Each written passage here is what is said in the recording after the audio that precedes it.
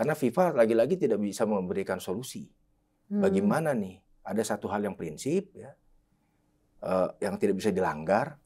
Kalau dipikir-pikir ini kan bukan keputusannya Indonesia. Sama seperti tahun 57, apa Indonesia menolak main sama Israel? Enggak. Indonesia enggak pernah menolak main sama Israel ketika tahun 57. Yang ditolak adalah mengenai lokasi dari tempatnya aja ya, tempat. Karena itu berkaitan sama batas-batas kenegaraan, soal politik, soal hukum yang harus dihargai. Sikap menolak Israel pun punya akar yang panjang. Kemudian apakah kita pernah punya hubungan unofficial? Ada. Sebetulnya keributan kita dalam soal Israel ini yang seringkali juga potensial untuk ditwist menjadi tuduhan antisemit gitu ya. Itu terjadi bukan hanya di olahraga.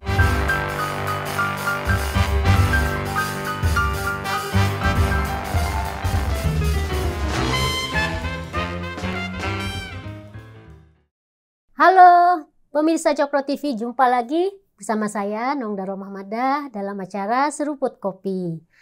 Nah, Seruput Kopi kali ini saya kedatangan tamu sesama Orok Banten ini. Mungkin pemirsa Cokro TV kalau mengikuti sejarah, tulisan-tulisan tentang sejarah atau pemikiran-pemikiran Bung Karno dan founding fathers kita, tidak akan asing lagi dengan sosok tamu saya ini. Ini adalah Boni Triana. Oh teh, sehat ya? Sehat ya? Nah, alhamdulillah sehat ya. Sama-sama Banten tapi jarang ketemu. Baru sekarang ketemu lagi nih. Sibuk dia. Kemana-mana ya Bon? Ya kadang sibuk beneran, kadang pura-pura sibuk. Pura-pura sibuk ya. Jadi Boni, sebelum kita ngobrol saya kenalin dulu sedikit ya tentang profil Boni. Jadi Boni Triana ini tadi saya bilang seorang sejarawan, pemimpin redaksi majalah Historia, masih ya? Masih. Dan kalau saya bilang Boni ini dedengkot lah pemikiran Bung Karno. Mungkin ada sih, cuma karena saya sesama orang Banten itu makanya saya mempromosikan Boni. Ada 4 buku tentang Bung Karno yang ditulis oleh Boni ya. Nah, karena tentang Bung Karno ini, maka saya kemudian sengaja mengundang Boni karena yaitu kemarin kita ramai lagi nih nama-nama Bung Karno, nama pemikiran Bung Karno disebut lagi terkait dengan batalnya kita menjadi tuan rumah di Piala Dunia U20 ya. Dan penolakan yang paling terbesar itu kan dari PDIP, partai pemenang terbesar di kita gitu. Dan kita kenal bahwa PDIP juga dalam ideologi dan prinsip partainya itu kan sangat memegang ajaran-ajaran Bung Karno ya. Nah kita akan ngobrol. Sebenarnya kita akan ini aja sih, santai aja. Cuma mungkin untuk memulai obrolan kita mulai dari yang lagi ramai dulu nih. Saya panggilnya Bung aja nih biar kelihatan lebih serius. Bung Boni sendiri melihat ramai atau hiruk pikuknya kemarin itu soal batalnya batalnya kita jadi tuan rumah karena faktor tidak bisa menerima tim Israel, itu gimana? Iya, makasih Teh udah diundang ke sini. Jadi begini, kita lihat dari 2 perspektif. Pertama, perspektif historis yang juga ada kaitan dengan konstitusi kita. Udah pasti kan konstitusi kita disusun berkaitan dengan dasar-dasar negara kita saat itu ketika dibentuk. Yang kedua, perspektif kebutuhan kita untuk mengembangkan persepak bolaan di Indonesia. Saya bukan pengamat bola, saya pemain bola, tapi saya nggak ahli dalam sepak bola, dalam mengamati ini. Saya mau jelaskan yang pertama, dinamika hubungan Indonesia-Israel dulu. Kita tahu Israel ini kan berdiri disponsori oleh Inggris tahun 48 dengan menempati wilayah apa yang kita kenal sebagai Palestina. Ya, sejak Perang Dunia Pertama, Inggris kalah Turki, dia kuasain, kemudian 48 disponsori jadi negara. Nah, dalam posisi seperti itu, Indonesia yang merdeka tahun 45 dan mendukung pembebasan negeri-negeri yang masih berada dalam koloni bangsa-bangsa Eropa atau melakukan praktek-praktek kolonialisme, imperialisme ditentang. Ada yang menarik sebetulnya, bagaimana sikap kita terhadap Israel. Kita merdeka 17 Agustus 1945. Tapi belum diakui oleh dunia internasional kecuali pertama oleh Ukraina. Ketika saat itu masih berada di Soviet, Republik Sosialis Uni Soviet, dan bagian dari. Ketika itu Dmitry Manwilski ya, di PBB menyuarakan tentang posisi Indonesia dalam konflik Indonesia Belanda. Setelah Indonesia merdeka kan Belanda nggak pernah ngakuin. Disusul negara-negara Arab, Mesir, kemudian negara-negara lain lah ya di Liga Arab waktu itu karena menyerukan untuk mengakui kemerdekaan Indonesia, lobinya Haji Agus Salim dan lain, maka bangsa-bangsa Arab ini mengakui kemerdekaan kita. Tahun 48 Israel berdiri. Setahun setelah Israel berdiri, bulan Desember 49 tanggal 27 Indonesia mendapatkan kedaulatan dari Belanda setelah proses panjang itu ya. Back and forth, bolak-balik, proses negosiasi segala macam, konferensi meja budar, kita menerima kedaulatan dari Belanda. Tidak lama, mungkin sekitar awal tahun 50 atau mungkin setelah di minggu-minggu terakhir bulan Desember itu, David Ben Gurion waktu itu Perdana Menteri Israel mengucapkan selamat ke Indonesia, mengucapkan selamat, dikirim telexnya ke Bung Karno, mengucapkan selamat dan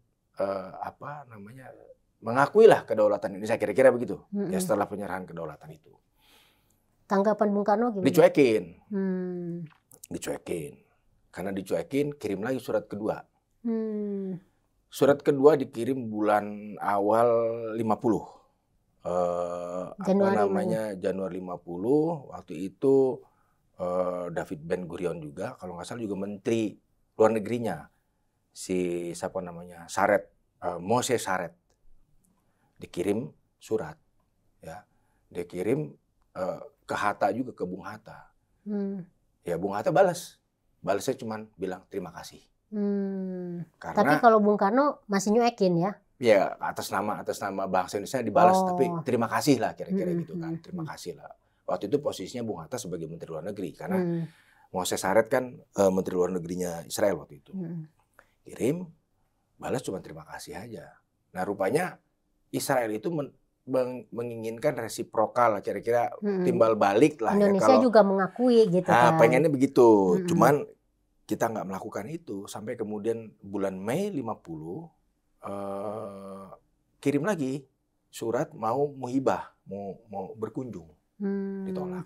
Jadi Israel itu nawarin, ya udah kita akuin, tapi Indonesia mungkin dari sisi dukungan datang dari negara Liga Arab, ya, yang kemudian juga melihat kenyataan bahwa Israel ini disponsori oleh imperialisme Inggris, menempati tanah Palestina yang sampai sekarang juga masih ada konflik. Maka ketika itu Bung Hatta sebagai Menteri Luar Negeri menyatakan ya udah terima kasih, gitu. Membalas itu aja. Intinya nggak ada respons lah, ya bukan dicuekin juga, tapi secara hubungan diplomatik nggak ada apa-apa juga. Itu terus. Kemudian kita belum ngomong olahraga dulu nih. Kemudian tahun 54 ada 2 kali persiapan menuju konferensi Asia Afrika.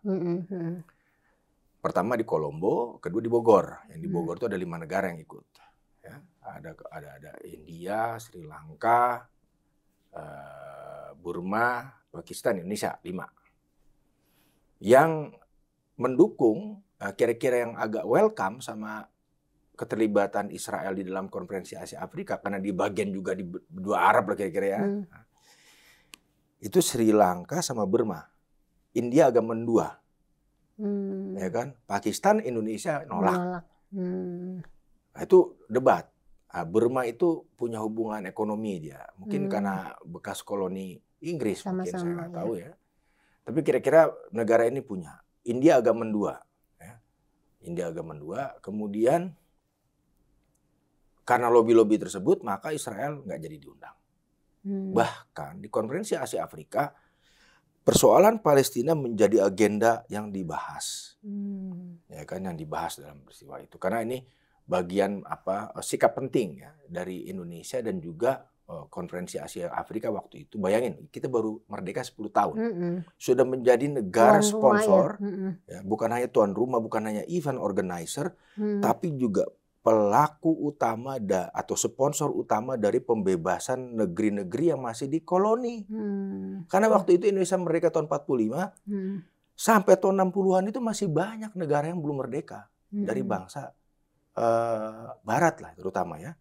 Dan polanya juga menarik untuk kita perhatikan. Ketika sudah mereka nggak begitu lantas dilepas karena dia nanti ada rejim, katakanlah rejim yang berkuasa nih yang dari mereka, kemudian nanti mereka pasang proksinya untuk seperti yang terjadi di Kongo misalkan dengan pembunuhan Perdana Menteri di sana. Saya lupa mendadak namanya ya. Nanti bisa di Google lah. Ya. Jadi itu dilakukan kudeta. Nah, balik lagi, maka tahun 55 Konferensi Asia Afrika tersebut tidak ada Israel.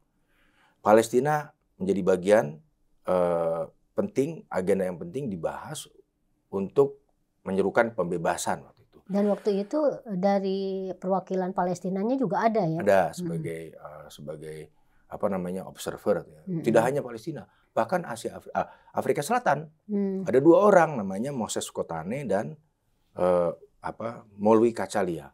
Oh, tadi saya ingat yang Kongo namanya Patrice Lumumba. Dulu di daerah Gunung Sahari itu ada jalan namanya Jalan Patrice Lumumba. Nah, kemudian setelah 65 hilang. Nah, jadi itu nggak ada Israel itu. Jadi itu menjadi sikap. Di konstitusi kita jelas. Kita nggak mengakui ini.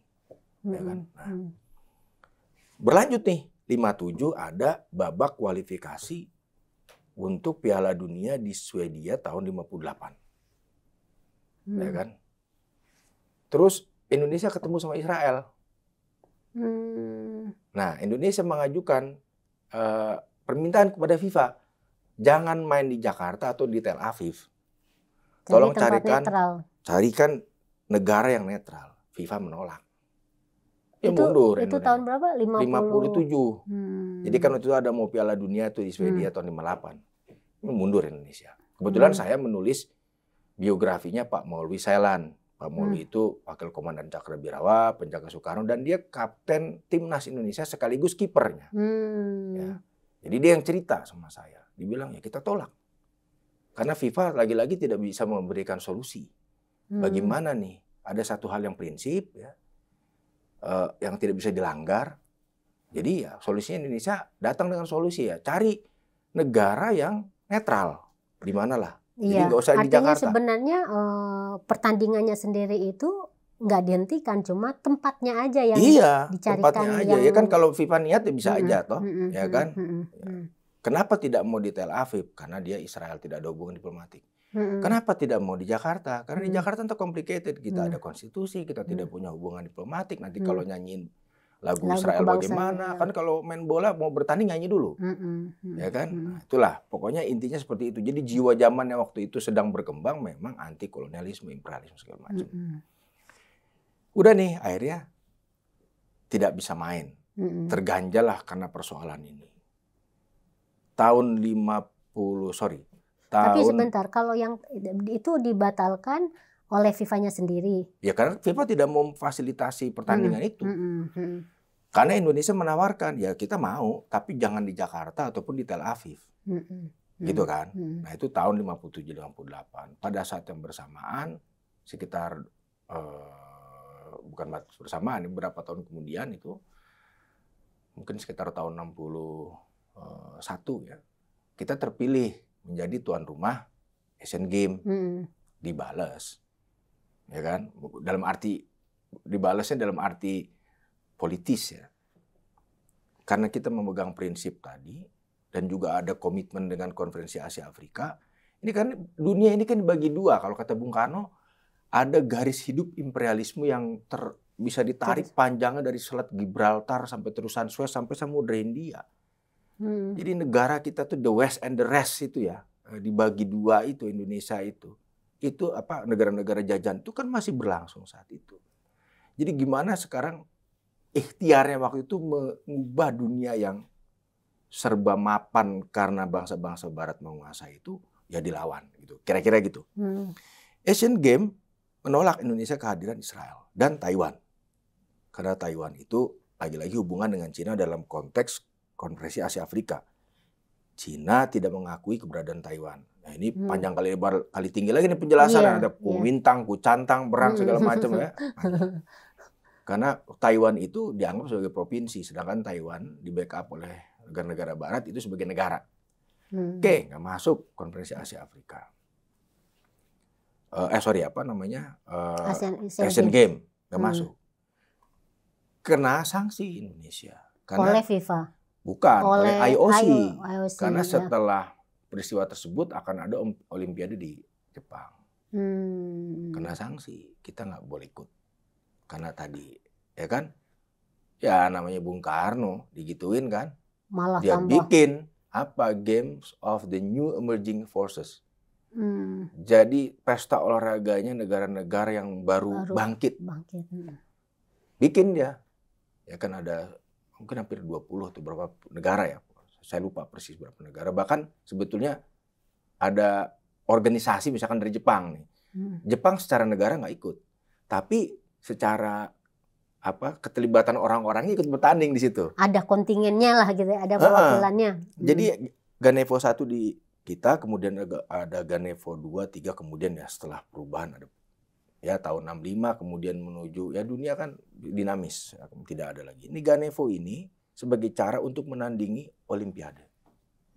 Ya kan, Olimpiade yang dianggap tidak berkeadilan. Karena Bung Karno melihat begini, PBB itu udah sarangnya ketidakadilan waktu itu. Karena menurut Bung Karno, PBB ini didirikan dalam rangka penyelesaian Perang Dunia Kedua oleh para pemenang Dunia Kedua. Inggris yang punya veto, Amerika, Cina baru masuk belakangan. Setelah itu pun Indonesia ikut berjuang, memperjuangkan masuknya Cina ke Dewan Keamanan itu. Bangunan politik internasional khususnya United Nations atau PBB seperti ini itu nggak berkeadilan. Jadi menurut Bung Karno setelah Perang Dunia berakhir, setelah bangsa-bangsa ini yang masih dijajah merdeka, dunia belum sepenuhnya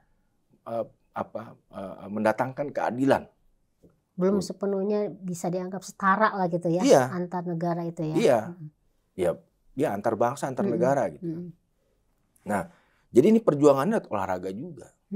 Jadi kalau dikatakan kita memegang prinsip saat itu ya, pragmatis juga prinsip kan, gitu ya.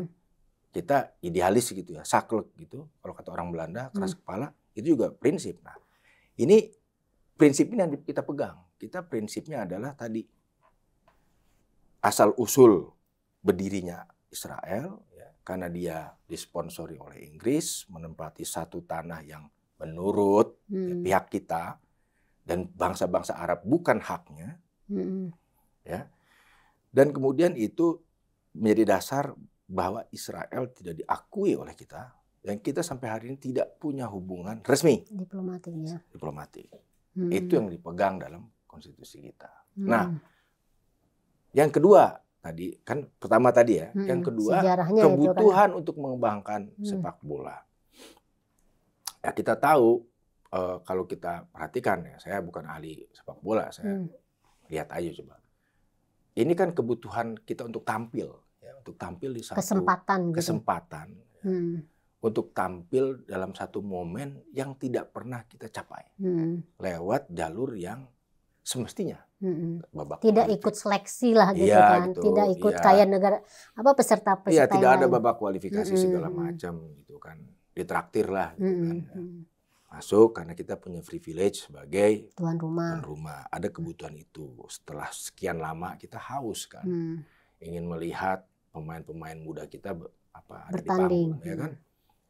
Jika kebutuhannya itu artinya pragmatis kan. Tapi saya ingin melihat kita sebagai bangsa itu mestinya nggak setengah-setengah gitu deh. Kalau Gus Dur bilang ya harusnya dibuka aja gitu. Artinya kita lihat yang paling mendasar dulu dalam hal ini. Gitu. Konstitusi kita mengizinkan apa enggak? Apakah kita harus buka hubungan diplomatik dengan segala resiko dan segala kontroversinya, ya kan? Sehingga kalau misalkan Piala Dunia jadi, ya kalau sejarawan nggak boleh tuh berpikir dengan cara berkata-kata dengan cara misal. karena faktanya nggak terjadi. Tapi kalau kita baca secara kontrafakta gitu ya, seandainya terjadi di sini, apakah tidak ada pertentangan juga? Karena jelas-jelas itu dalam konstitusi melihat kepada sejarah itu faktual, ya kan? Apakah tidak jadi kontroversi politik juga? Jadi seperti si Malakama kan, dilakukan resikonya ini, tidak dilakukan resikonya ini, dilakukan yang A seperti itu, resikonya yang B. Jadi istilahnya apapun keputusannya itu ada implikasinya, risikonya ya, besar juga gitu ya. Iya, implikasinya. Saya nggak tahu pertimbangan olahraga. Saya hanya melihat dari perspektif historis. Kenapa sedemikian kerasnya ada satu kelompok dalam hal ini misalkan partai politik PDI Perjuangan, ya kan, melihat amanat konstitusi, sejarah yang berlangsung. Oke, katanya kok ada ini, kok ada itu, kok ada balap sepeda, panjat tebing, voli segala macam. Ya ini itu fakta. Saya nggak tahu kecolongan itu gimana. Tapi sepak bola saya kira beda ya. Bukan yang massal. Tidak hanya mata orang Indonesia, mata dunia melihat, dan itu implikasinya jauh lebih luas. Bukan mengecilkan panjat tebing, yang nonton jumlahnya juga beda. Nah, jadi kalau menurut saya dunia memang berubah, katakan seperti itu. Banyak negara udah mulai membuka hubungan diplomatik. Ya artinya apa yang terjadi sekarang tergantung kepada kita mau pegang prinsip yang mana nih. Kalau dulu kan clear. Bung Karno ada dasarnya, argumentasinya jelas. Bukan hanya Bung Karno, Bung Hatta juga. Semua inilah solid ya kan? Gitu ya. Timnya Bung Hatta aja nyuekin gitu kan. Clear kan? Itu sikap yang nggak setengah-setengah. Jadi kalau kata Gus Dur bikin guyon itu, saya lihat guyon Gus Dur serius itu. Indonesia itu bukan kapitalis, bukan komunis, bukan sosialis, bukan negara yang bukan-bukan. Ya kan? Kadang-kadang itu ada benernya juga. Maksud saya mungkin melihat dari perspektif historis, melihat dari kenyataan politik global, melihat dari konstitusi, melihat dari apapun kepentingan kita segala macam, ya silakan mau ambil keputusan yang mana, ya kan? Sekarang siapa sih yang ngejamin kalau misalkan diselenggarakan di sini tidak jadi persoalan? Apakah kita pernah menolak? Pernah 57. Iya, makanya sejarah 57, ini sebenarnya terulang lagi jadi. Iya, 57 kan Indonesia bilang ke FIFA, kita jangan sampai main di Jakarta atau di Tel Aviv. Ya, kalau Israel sih kan ya dari awal udah termehek-mehek gitu kan, dia kirim surat, minta diakui, minta di ini, kita clear sikap kita. Jadi kejadian sekarang polanya ya udah pernah terjadi tahun 57, bukan hal baru. Nah ini mungkin yang perlu diingatkan kembali ya ke pemirsa Cokro TV bahwa peristiwa kemarin itu sebenarnya bukan hal yang pertama dialami oleh negara kita kan. Jadi di zaman tahun berapa? 57. Ketika babak kualifikasi Piala Dunia untuk Swedia tahun 58 kita ketemu Israel, Indonesia menawarkan kepada FIFA cari negara netral, dan kemarin dilakukan minta ke Singapura. Co-host istilahnya kan. Iya.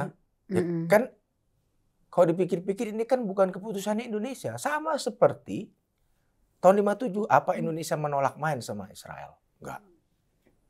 Indonesia enggak pernah menolak main sama Israel ketika tahun 57. Yang ditolak adalah mengenai lokasi dari tempatnya aja ya, tempat. Karena itu berkaitan sama batas-batas kenegaraan, soal politik, soal hukum yang harus dihargai. Ya adalah FIFA yang punya kewenangan. Kalau FIFA mau yaudah pilih aja negara apa gitu. Main kan bisa. Itu memang agak ini juga sih sama FIFA-nya itu ya. Nah ya artinya kalau saya lihat bukan kita yang membatalkan kan.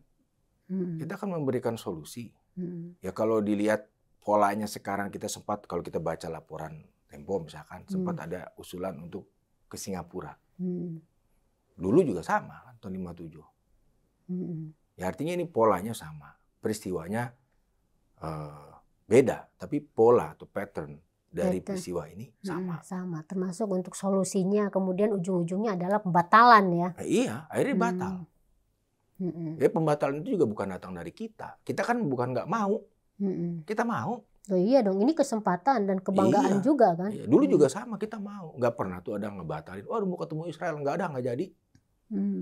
Tapi kan yang terjadi ya tadi. Jadi Itu sejarahnya Teh. Iya, iya. Kalau Iya, soal menarik Israel. Jadi itu. punya akar yang panjang. Bukan kemarin sore. Sikap menolak Israel pun punya akar yang panjang. Kemudian apakah kita pernah punya hubungan unofficial? Ada. Ya kita beli pesawat Skyhawk itu juga Israel. Ya, jadi ada. Tapi kan itu kan under Bisnis table lah. agreement. Sama ketika hubungan Indonesia-Cina itu dibekukan tahun 65 sampai tahun 95. Ya ada sekitar 30 tahun ya. Ya 30 tahun hubungan Indonesia-Cina itu dibekukan. Dagangnya apa? Jalan Tetap terus. aja ya. Ya kan? Jadi ya kira-kira gitulah. Nah kalau misalnya ngelihat konteks sekarang nih Bung Boni, ada nggak sih kemungkinan kita itu membuka diplomasi dengan Israel? Kalau misalnya ngelihat dalam konteks sekarang ya, dikaitkan misalnya dengan yang tadi kamu ceritakan soal sejarah dan lain-lain. Kan tentu saja bahwa sejarah kondisi kan stagnan kan, mungkin berkembang gitu. Saya kira kalau melihat kenyataan di Indonesia ya, melihat berbagai kelompok yang ada di Indonesia masih sulit memang. Saya lihat dari perspektif historis. Nggak tahu kalau ahli hukum, nggak tahu kalau ahli geopolitik, nggak tahu ahli politik. Kalau saya sebagai sejarawan melihat fakta-fakta sejarah, melihat kenyataan realita yang ada secara sosial gitu, secara politik Indonesia agaknya memang masih sangat sulit ya. Masih sangat sulit. Karena itu ya, karena kan kalau saya baca-baca juga itu juga sebenarnya kondisi atau suasana politik di Israel itu ya karena sentimen agama. Walaupun sebenarnya di sana kan konfliknya itu ya konflik antara sebuah bangsa ditindas sama bangsa lain kira-kira gitu. Karena orang Palestina juga ada yang Kristennya, ada yang mungkin Yahudinya. Orang di Israel juga ada yang Islamnya mungkin ya. Warga negaranya ada. Sebenarnya bangsa kan sebuah negara yang lebih diverse beragam lah. Beragam. Tapi kemudian ada semacam lapisan-lapisan di dalam isu ini yang menyelubungi narasi konflik Israel Palestina ini, agama, kemudian kolonialisme itu sendiri. Ya kan, katakan waktu itu katanya ada perjanjian tahun 1988 ya, pengakuan terhadap wilayah Palestina. Tapi tembok itu dibangun sekarang, pembatas itu. Artinya belum sempurna lah kemerdekaan yang dimiliki sama Palestina. Nah, beberapa hari ini kita lihat bagaimana orang melakukan ibadah agama.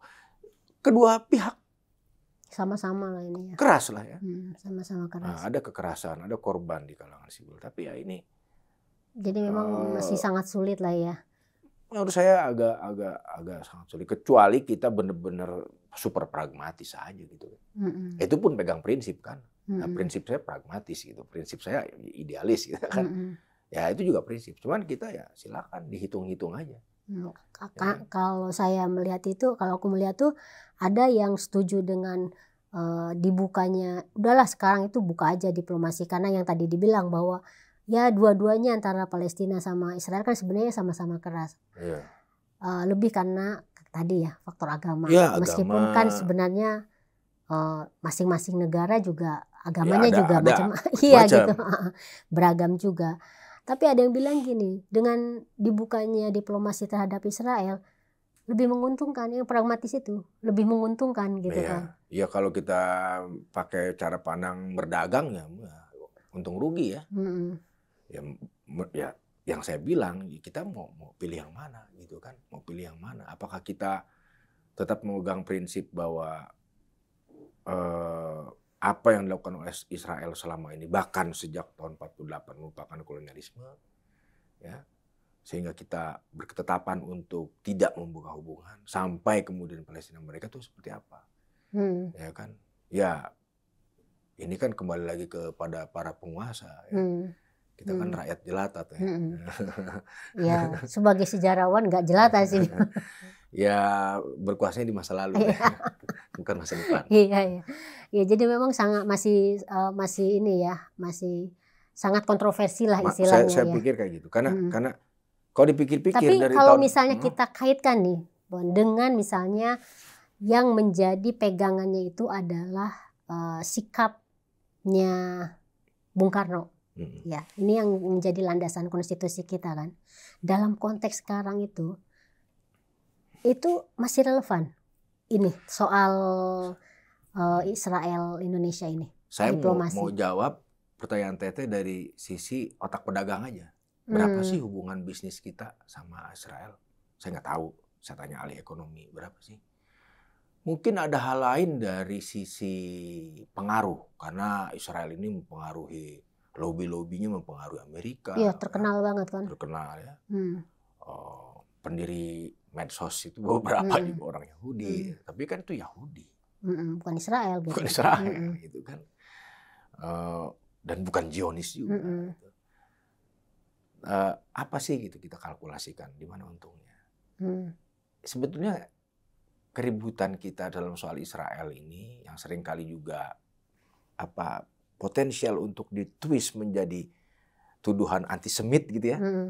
Itu terjadi bukan hanya di olahraga. Mungkin pernah dengar. Setahun lalu kira-kira nggak jauh beda dengan apa yang terjadi sama saya di Belanda. Di Jerman teman-teman seniman kita mengalami hal yang luar biasa kontroversi juga sampai ke parlemen negara Jerman juga. Ada Documenta 15. Apa itu? Documenta 15 ini pesta para seniman ya di Jerman waktu itu di Kassel ya. Seniman-seniman dunia ikut memamerkan karyanya. Salah satunya dari kita. Ada satu karya ya, yang dibikin oleh Ruang Rupa diturunkan dari pameran karena dituduh melakukan antisemitisme lewat gambarnya. Dalam gambar mereka di situ ditunjukkan sebetulnya kawan-kawan ini sedang mengkritik bagaimana rejim militer di seluruh dunia melakukan penindasan-penindasan terhadap masyarakat. Ya, artinya isu kemanusiaan.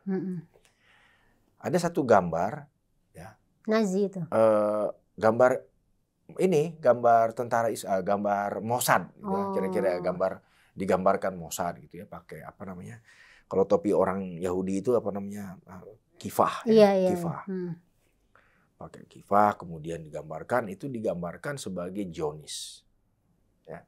Kemudian tentara Israelnya dibikin kayak dehumanisasi gitu, kayak dibikin kayak babi mukanya itu. Itu kritik terhadap Zionisme Israel sebetulnya. Tapi kemudian jadi ramai karena di spinnya ini antisemitisme yang sangat sensitif di Jerman. Padahal itu kritik terhadap Zionisme Israel terhadap Palestina. Akhirnya sampai diturunkan karya itu. Bayangin di ruang kesenian yang sangat multitafsir, yang bebas berekspresi. Di Jerman boleh dicek, rame sampai kemudian naik ke Bundesparlament, parlemennya Jerman, sampai semua bicara dan masuk liputan khusus pemberitaan di mana-mana. Jadi tahun kemarin itu ada 2 keributan, Belanda dan Jerman. Indonesia terlibat dalam epicentrum keributan itu. Ya.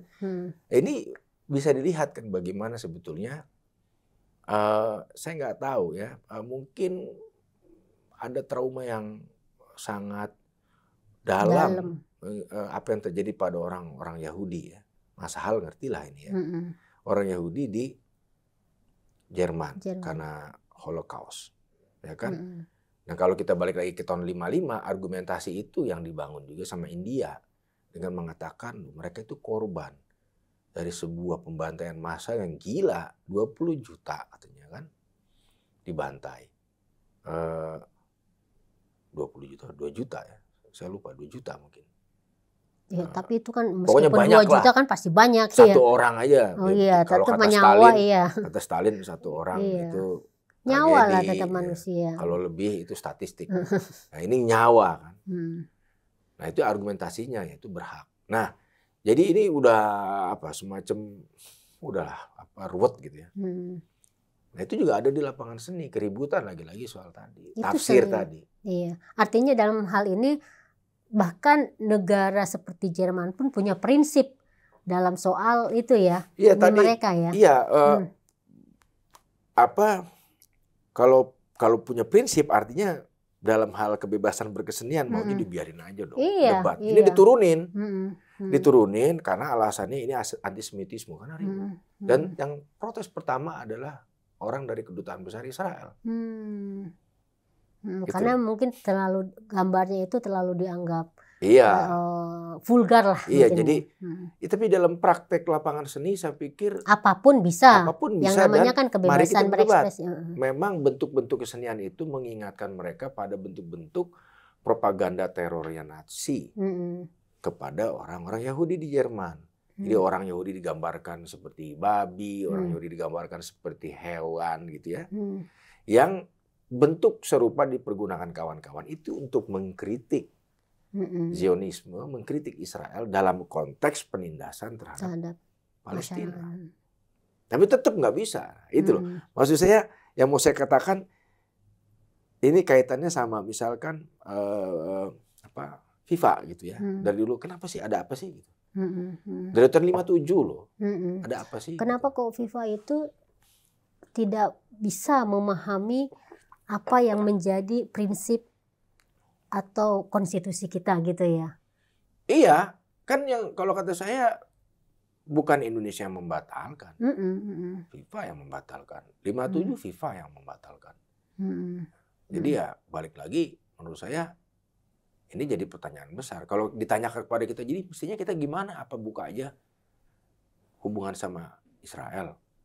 Ya tanya dulu konteksnya apa. Kalau misalkan membuka hubungan ini hanya gara-gara kita ingin lihat tim kita main, ya silakan pikirkan, ya kan? Atau juga ada pertimbangannya karena kemana-mana gitu, untuk event apapun, itu yang namanya Israel ya ada terus gitu loh. Nanti akhirnya akan kebentur dengan ini perdebatan yang kayak seperti kemarin. Gitu. Ya sebetulnya kalau dilangsungkan di negeri lain nggak ada masalah. Semestinya kalau fleksibel. Loh ya kan, ya misalkan katakan Olimpiade di mana gitu, ketemu tim kita, kan kita tidak pernah menolak untuk bertanding lawan Israel. Yang kita tolak adalah tempat sejak dulu kan, karena ada beberapa hal yang sangat mendasar di dalam konstitusi kita.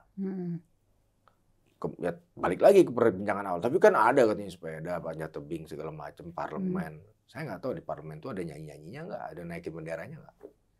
Gitu kan, atau kejuaraan lain, atau ya tadi sifatnya karena sepak bola ini ya olahraga yang betul-betul menyedot perhatian orang banyak, sehingga mungkin impact ataupun dampaknya jauh lebih luas ya. Ya ini pertanyaan-pertanyaan ya. Saya tidak mau menyimpulkan atau memutuskan harus seperti apa. Saya menyajikan apa yang terjadi dalam sejarah kita. Tapi mungkin ini juga bisa jadi kayak semacam PR yang besar juga buat ini ya, policy maker lah atau pemimpin-pemimpin kita gitu loh. Karena terkait dengan ya banyaknya tuntutan atau juga kondisi zaman atau apapun gitu kan. Iya. Kalau kalau kondisi zaman mungkin saya ingin mengajak kita semua melihat apa yang terjadi di sana dan apa yang secara prinsipil dilanggar gitu. Karena kalau menurut saya zaman boleh berganti, sebetulnya situasi yang tetap beda. Begitu. Situasi yang beda. Banyak hal lah kita ngomong di dunia dagang. Indonesia mau disanksi gara-gara tidak mau jual bauksit langsung gitu kan. Ke Eropa maunya ada smelter dulu, ada proses. Harapannya menarik orang kerja, modal segala macam. Tidak murah ya begitu. Kita dilawan. Dilawan ya kan? gitu dilawan. ya. Tapi masuk pengadilan kan? Ya artinya sebetulnya dunia ini dari zaman dulu berjalan di satu rel yang sama dengan segala ceritanya gitu kan. Dan ujung-ujungnya sebenarnya semuanya kepentingan kan? Iya pasti ya kan. Dulu kita setelah Perang Dunia Kedua ada Perang Dingin. Sekarang dengan perang Rusia Ukraina dan saya nggak tahu disebutnya aliansi Cina Rusia kemudian dengan NATO itu kan juga warisan Perang Dingin dari Perang Dunia Kedua.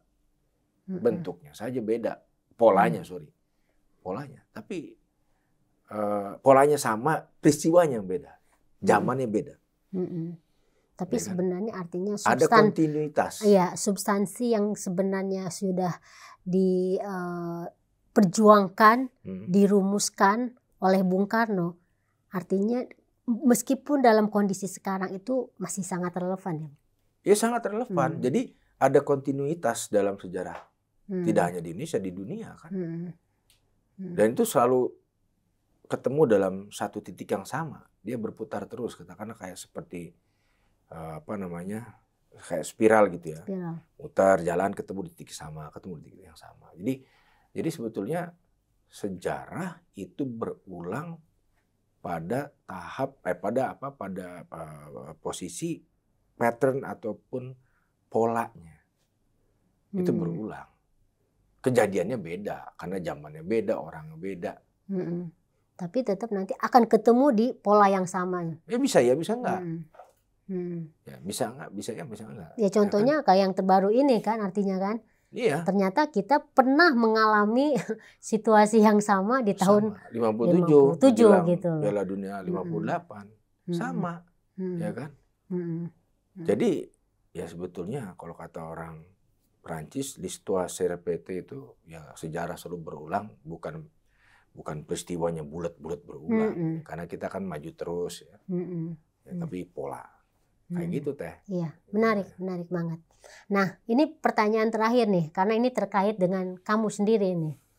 Ini kan sempat rame nih tentang kamu yang bikin onar katanya nih di Belanda nih, ya. Ini dan baru selesai kemarin ya. 5 Januari. Ya, artinya baru tahun ini kan. Ini apa sebenarnya yang terjadi pada dirimu nih?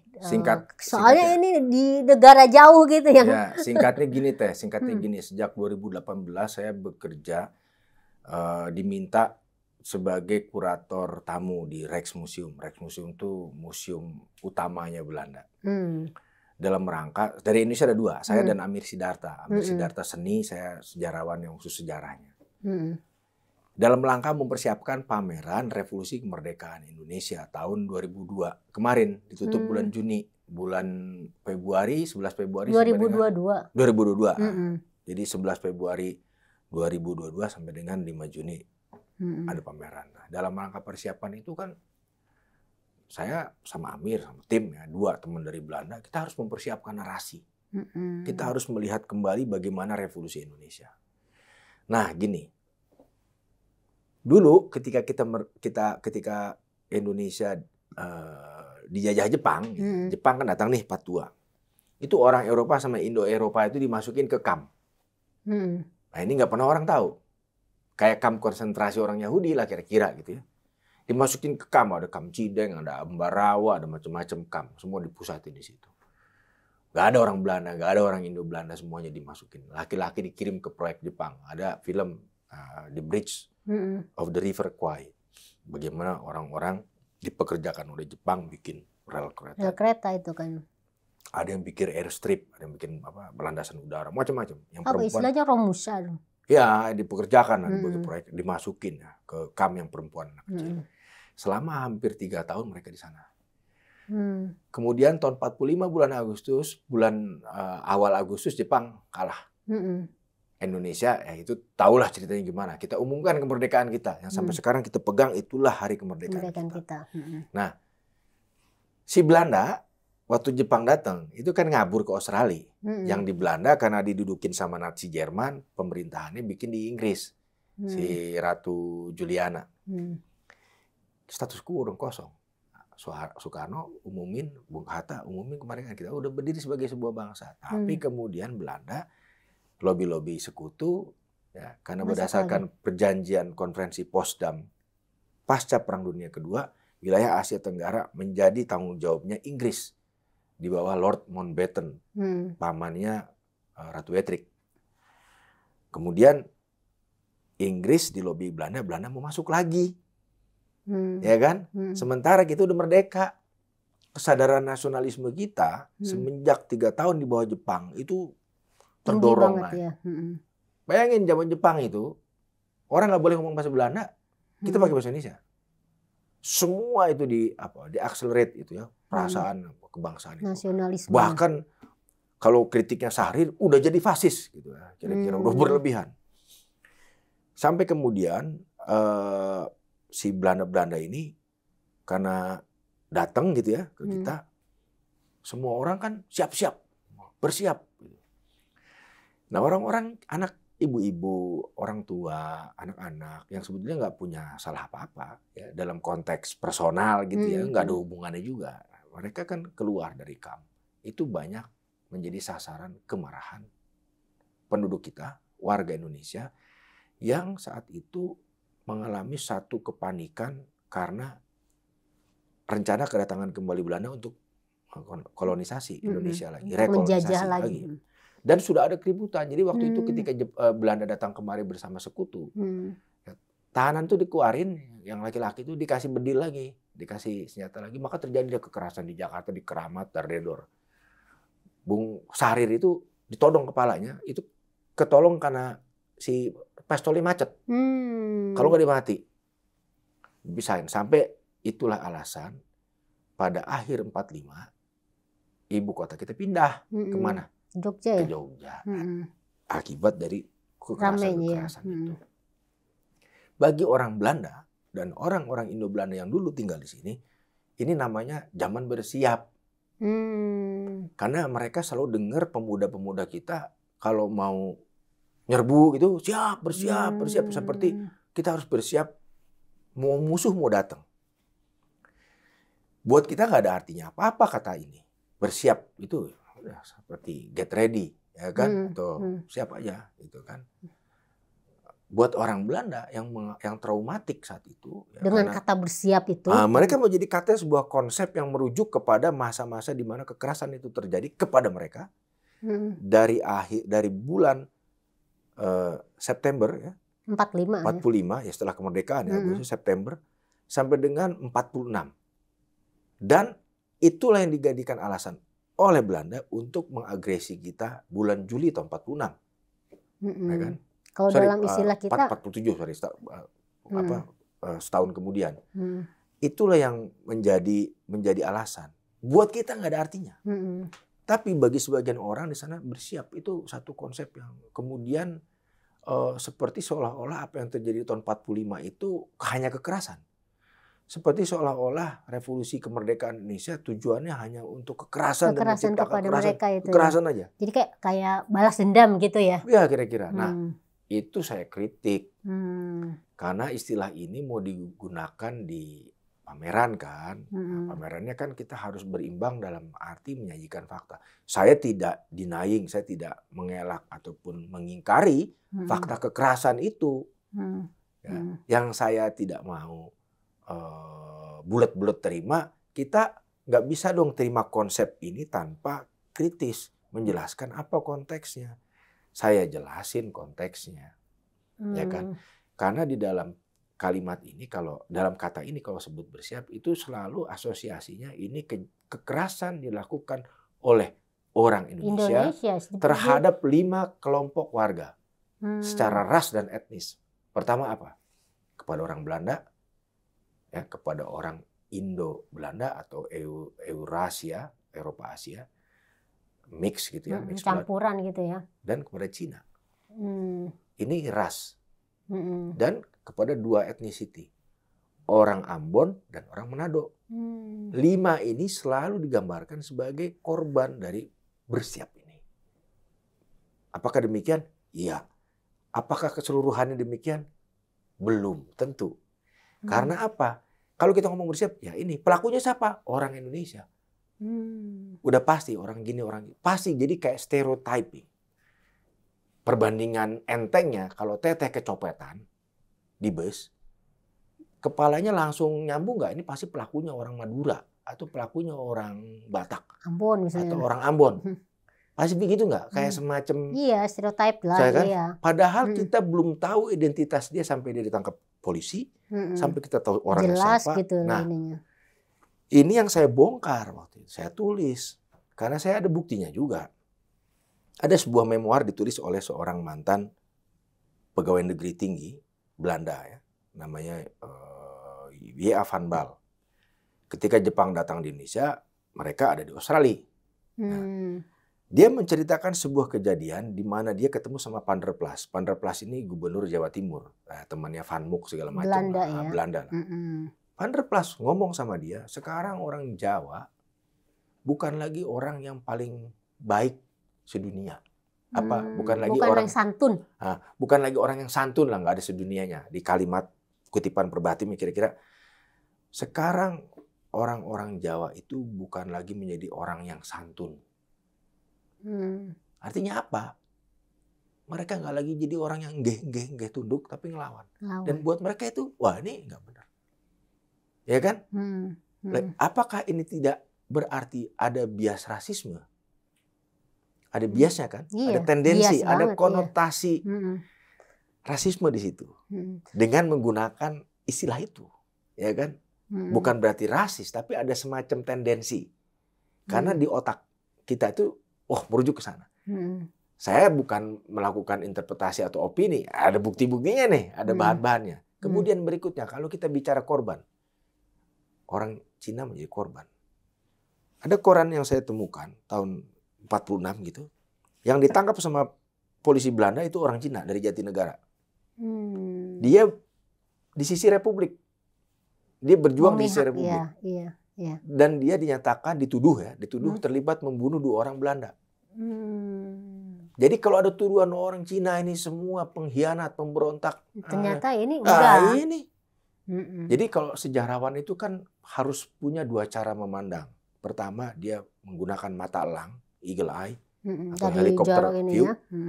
Atau dia menyelam dalam kayak ikan untuk ngelihat granularity atau kecil-kecil gitu. kenyataan-kenyataan dalam sejarah itu melalui fakta-fakta.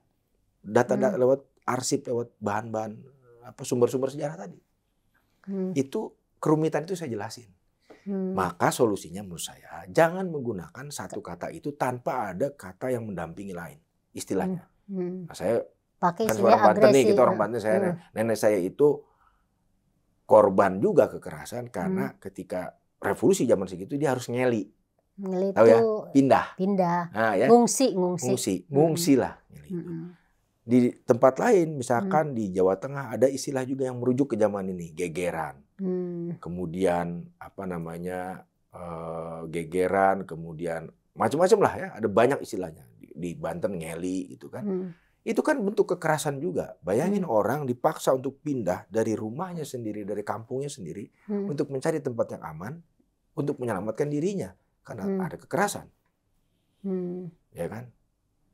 Nah, aku kritik kalau mau kita pakai istilah semua. Gitu. Jadi kamu pakai juga agresi yang selama ini dikenal dalam agresi kalau orang Belanda nyebutnya aksi polisionil. Iya. Nah, jadi marilah mendemokratiskan narasi sejarah. Sehingga dia menjadi narasi yang nggak tunggal, lengkap gitu loh. Jadi dari semua sisi itu disajikan gitu tapi kan. ada orang yang nggak terima. Ya, karena mungkin judulnya clickbait. Ya itu kan tanggung jawabnya si redaktur lah. Ya. Walaupun pada akhirnya saya yang bertanggung jawab, saya penulisnya kok. Judul artikel saya jadi hapus kata bersiap karena rasis. Ya, itu scrap bersiap term one hetis rasis gitu kira-kira dalam bahasa Belanda gitu. Karena rasis. Kena saya digoreng habis. Dan saya dituduh kira-kira disepadankan dengan Holocaust denier. Jadi Holocaust ini kalau kita denying Holocaust di Eropa di depan publik, kita bisa kena hukuman. Dan mereka ingin menyamakan kejadian pembunuhan ini, ya, bersiap ini sebagai Holocaust dalam kasus Nazi ya. Yang mereka lupa, Belanda ketika diduduki Nazi tahun 40 itu negara merdeka. Indonesia ketika diduduki Jepang tahun 42 negara koloninya Belanda. Ada konteks yang beda mereka. Tapi ya udah saya jelasin, dilaporin polisi. Jadi besar gara-gara politikus. Biasa kan di kita.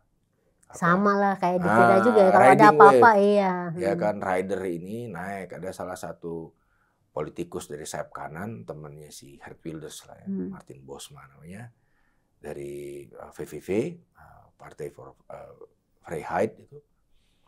Dia seperti mempertanyakan itu sebagai anggota parlemen kepada menteri. Kenapa nih ada seperti ini? Rame lah, besar rame. Jadi perdebatan. Jadi debat. Jadi di koran itu pro kontra. Ada kayak Profesor Remco Raben ya belain saya, Heinz Gultenholt belain saya, ada Yvette, wah banyak. Pihak Tapi sini ada yang kalau ramai. ngelihat kayak gitu jadi asik, jadi berdebat ya Jadi secara asik. intelektual gitu. Iya. Artinya kemudian perdebatan sejarah itu kayak dibuka lagi. Iya. Dan orang dipaksa untuk melihat kembali. Iya. Tapi yang salah yang melaporkan kan. Hal yang harusnya diselesaikan di meja seminar mau dibawa ke pengadilan. Proses-proses terus rame, kemudian cukup rame lah. 9 Februari 2002, Open Bar Ministry, kementerian yang membawahi Kejaksaan Agung, menolak gugatan kepada saya. Ya, hukumannya 1 tahun. Itu di situ pasal yang dikenakan adalah melakukan hasutan kebencian terhadap minoritas, karena orang-orang Indo ini melihat dirinya sebagai minoritas yang mencoba dihasut. Padahal enggak begitu. Rame terus, ya udah akhirnya pameran rame, debat kesana kemari lah. Jadi dalam pameran juga itu sempat perdebatan itu ada ya? Iya, ketika persiapan di tim itu kemudian jadi rame karena dilaporkan itu ya ada perdebatan. Saya jadi sasaran wawancara, disudutkan, cuman ya saya. Ya jadi tenar lah gitu di Belanda ya? Ya nggak dapet apa-apa juga sih. Ya, kalau bisa nyalek lah gitu ya? Ya kalau saat itu ada pilkada di Amsterdam jadi wali kota lah saya kira-kira di Amsterdam. Karena popularitas tinggi tapi elektabilitas belum tentu. Nah jadi gitu saya kira-kira selesai 5 Januari kemarin. Artinya pengadilan tinggi di Amsterdam sudah menolak. Jadi udah inkrah bahwa kamu tidak bersalah jadinya ya? Nggak bersalah. Nggak bersalah. Ya selamat lah ya. Ya selamat. Artinya bahwa itu benar-benar sebagai sebuah tulisan yang pure untuk intelektual, untuk kajian dan sejarah. Bisa dipertanggungjawabkan, bisa dipertanggungjawabkan. Saya bisa mempertanggungjawabkannya. Ada bukti. Kita nggak mungkin ngomong isapan jempol. Iya. Ya kan, bahwa orang punya opini lain ya silakan. Saya juga punya bukti-buktinya bahwa dalam kata ini ada tendensi rasisme, sehingga kata ini harus disertai dengan kata-kata lain. Istilahnya, terminologi lain. Jadi kita tuh jadi kayak terjebak problem semantik gitu ya. Nah, oleh karena itu ada konteks yang harus dijelaskan dan disepadankan, diberikan. Supaya perdebatan, pendiskusinya jadi seimbang dan setara lah. Iya. Gitu kan. Ya dengan akhirnya jadi bagus juga kan, akhirnya terlepas dari ya sempat terjadi kayak gini ya. Ada karena sampai hari ini Belanda belum pernah mengakui kita merdeka 17 Agustus 45. Sampai sekarang ya? Sampai sekarang. Nah, kemudian bulan Mei saya dipanggil parlemen Belanda. Di Tweede Kamer. Ya biasalah hearing ya. Dari sayap kanan ya seperti biasa. Paling nyerang gitu ya. Ya kita hadepin aja kan.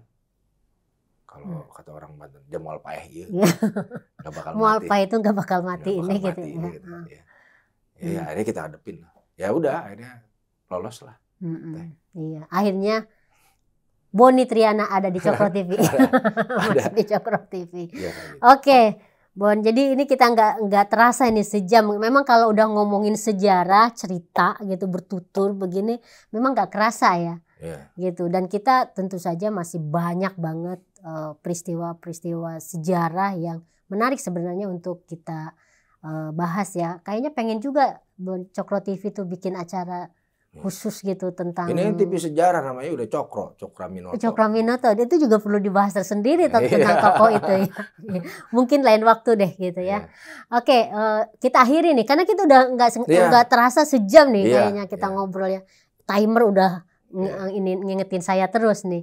Dan semoga pemirsa Cokro TV bertahan ya ngikutin wawancara ini, dan gak apa-apa nontonnya, dengerinnya sambil nyantai aja karena kita juga meskipun yang dibahas ini sesuatu yang sangat serius tetapi bisa disimak, bisa diikuti dengan cara yang sangat santai ya. Dan semoga apa yang disampaikan oleh Boni bisa memberikan wawasan ya buat para pemirsa, khususnya yang terkait dengan yang lagi ramai sekarang ini, bahwa ternyata itu kita pernah mengalami loh peristiwa seperti itu dan ini seperti mengulang.